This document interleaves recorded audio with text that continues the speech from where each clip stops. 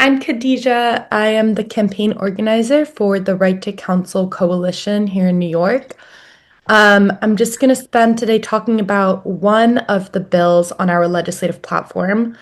Um, and first, just a little bit about who we are. I know there's some folks in the room here who are new, some who are part of the coalition, some who have organized with the coalition since way before I ever did. So, on some of these things, I really defer to the experts here. But we are a statewide coalition of tenants, organizers, advocates, and legal service organizations fighting for an eviction-free New York. We won the country's first ever right to counsel law for tenants in 2017. And since then, we've been fighting for legislation that will dismantle the eviction machine and hold landlords accountable and really change housing court into a place where tenants' rights can be upheld. We know that right now, New York is still in an eviction crisis. We recently released our state of evictions fact sheet at the end of last year, which I can share with folks after this. But what we found is that, this crisis is still ongoing. It's not going away. From 2020 through the end of last year, landlords sued nearly 850 households for eviction. Right now, over 170,000 households are facing eviction statewide, and there are hundreds of thousands more at risk. We know that in addition to that number, nearly 160,000 people are experiencing homelessness. And that doesn't even count most of the people who are forced to double up or triple up with family. So that's actually pretty a narrow number. 1 in 7 children in New York City last year were homeless. And that includes 150,000 students who were in temporary housing for the first time, right? So this is continuing to escalate. And New York's child poverty rate is among the highest in the nation, not just in New York City, but in other places in the state, like in Syracuse. It's part of why we're a statewide coalition. We extended to being a statewide coalition after we won Right to Counsel in New York City in 2017.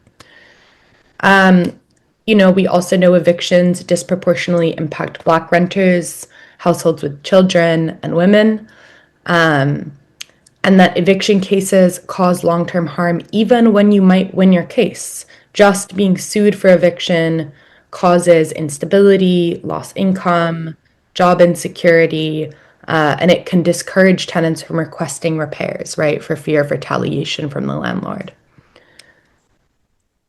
I also, especially talking about how, these issues in New York City, it's important to point out that in New York City, housing court was created in 1972 for tenants. It was created as a place for tenants to primarily exercise their right to repair.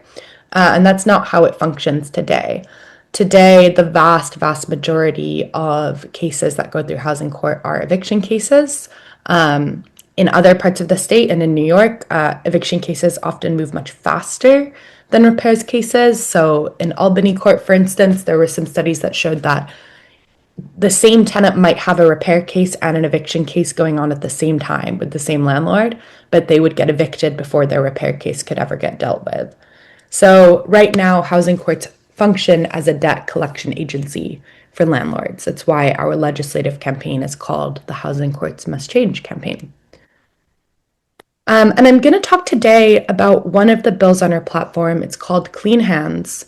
And this is just setting some of the context for why we need this bill.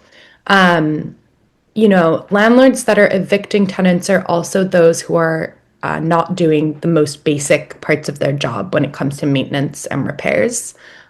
These are just some of the headlines that make clear how much this is part of the business model.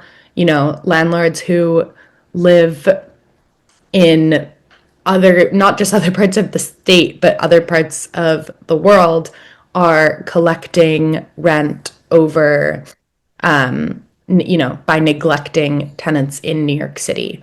New York City itself hasn't collected building fines from landlords in the amount of over $1 billion in fines.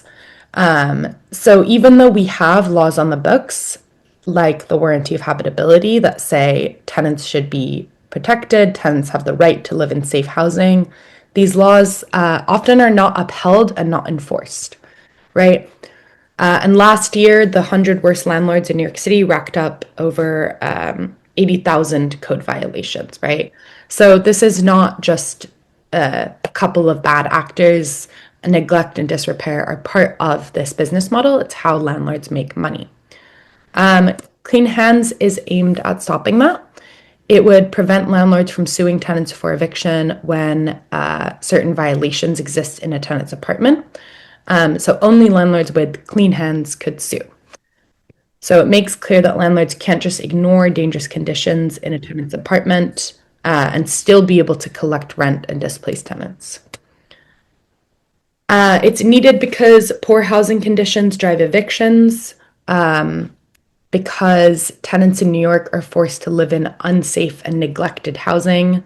And this puts people's health at risk. Children in New York City have higher levels of lead in their blood, have asthma. As the climate crisis intensifies, people are living in apartments that are not insulated well. And so, in both the winter and the summer, it can cause a real threat to people's health. And like I mentioned before, right, we already have a warranty of habitability, but studies have shown that the majority of tenants that have meritorious claims under the warranty of habitability, so have, valid claims under the warranty of habitability, those nothing happens to those. The courts don't enforce them, right? So this needs more teeth, and Clean Hands can help make sure that the warranty of habitability is actually upheld. It would, benefit everyone. Maintaining safe and healthy housing is a landlord's duty, and Clean Hands would incentivize landlords to actually uphold that duty before affordable housing gets even worse in condition. It strengthens communities and creates stable neighborhoods where people want to live. And it would also mean fewer retaliatory evictions, right? Faster repairs and safer homes in general.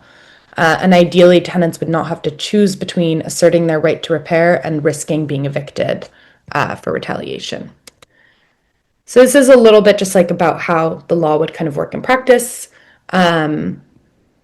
If there's violations in a given apartment and then the landlord sues the tenant for non-payment of rent, the court has to look up whether there's violations that are applicable under Clean Hands at the state, city, or local violations. So the other thing that this changes is that right now, repairs issues can be a defense for an eviction case. But the reason that most tenants either don't raise them or they don't work as a defense is because it's on the tenant to prove that there's violations, right? It's on the tenant to provide all of that documentation, to do all of the legwork. And as we know, lots of tenants are in court by themselves, which is also why we're trying to pass a statewide right to counsel, but that's another issue. So this shifts the burden of proof onto the courts and onto the landlords. Okay, I think that's it. Yeah, if folks have quick questions, I can answer them now, but I'm also going to put my email in the chat and people can email me as well. And I can also send over these slides plus the state of evictions fact sheet that I mentioned. And yeah, anything else that would be helpful.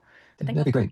Yeah, I'll repost it in the week. Any questions? Well, I wanted to recognize one of the Assembly co-sponsors is on the call, the Office of Assemblyman Phil Steck from the Albany area. I believe Dylan, I don't want to butcher your last name.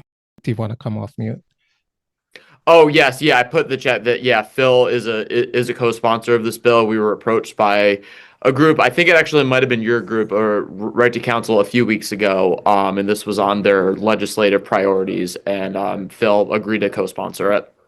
Yes, amazing. Thank you so much. It was definitely us. And actually, the thing I was going to say is that, we've gotten a ton more co-sponsors just in the past few months. This is the first year that we're really campaigning for this bill, and it's gotten a ton of traction.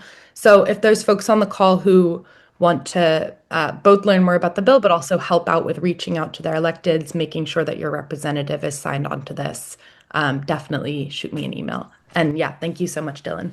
And Dylan's behind the stop transfer tax rebate. We'll talk a little bit. Any other questions? Yeah, I've got a quick question. I've got a friend in Brooklyn.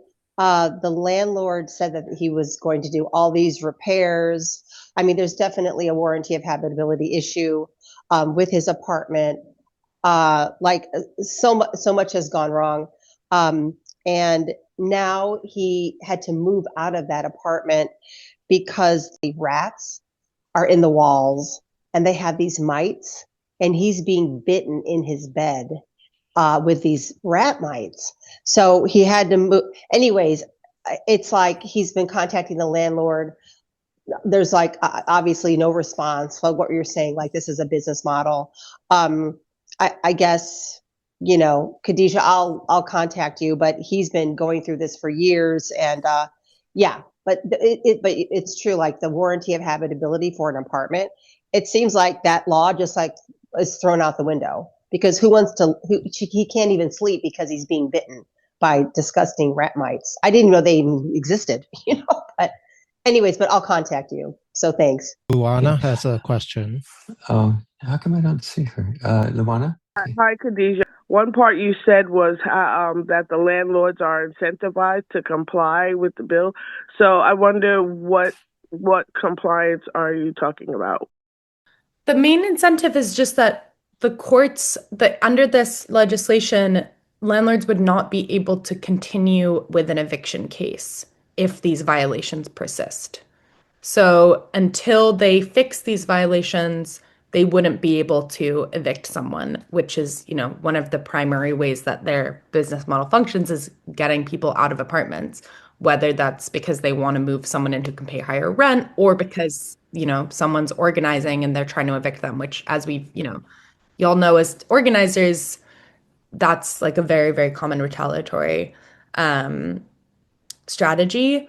So, not only would this prevent landlord from keeping on those cases that they do bring to court, but it also would prevent landlords from bringing those bogus cases to court in the first place, right? We know that if we looked at we actually did a preliminary analysis of New York City eviction cases kind of overlaid with where there's serious violations, and it's well over 50% of cases. It's like close to 70% of cases where people are getting evicted. There's like serious violations that exist in those apartments.